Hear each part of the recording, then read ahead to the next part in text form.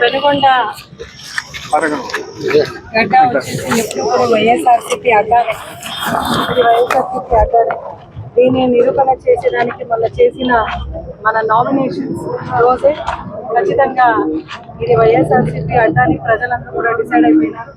Neutral votings ఏదైతే ఉందో అవన్నీ కూడా షిఫ్ట్ అయ్యి ఒక్క వైపే నిలబడింది. డెఫినెట్గా వెనుగొండ నియోజకవర్గం అయితే ఈసారి 2024 ఎలక్షన్స్లో మనం భారీ మెజారిటీతో, ఎవరు ఊహించని ఎక్కువ మెజారిటీతో మనం ఖచ్చితంగా ఇక్కడ గెలవబోతున్నాం.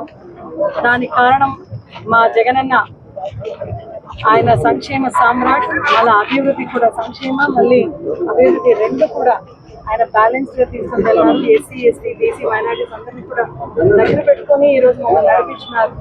అదేవిధంగా రాష్ట్ర ప్రజలందరికీ కూడా ఆయన చెప్పే మాట మీద అపారమైన నమ్మకం ఉంది, గౌరవం ఉంది. కాబట్టి మళ్ళీ జగన్మోహన్ రెడ్డి గారు డెఫినెట్గా సీఎం అయి వై నాట్ 175 175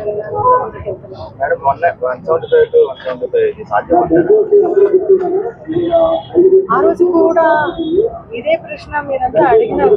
ఎలా ఉండబోతుంది వాలంటీర్ వ్యవస్థ అంటే ఏమి, సెక్రటరియట్ వ్యవస్థ మనం చూపించలేము. ఈరోజు India, the whole of the nation stands such Andhra Pradesh beat development are beat welfare schemes.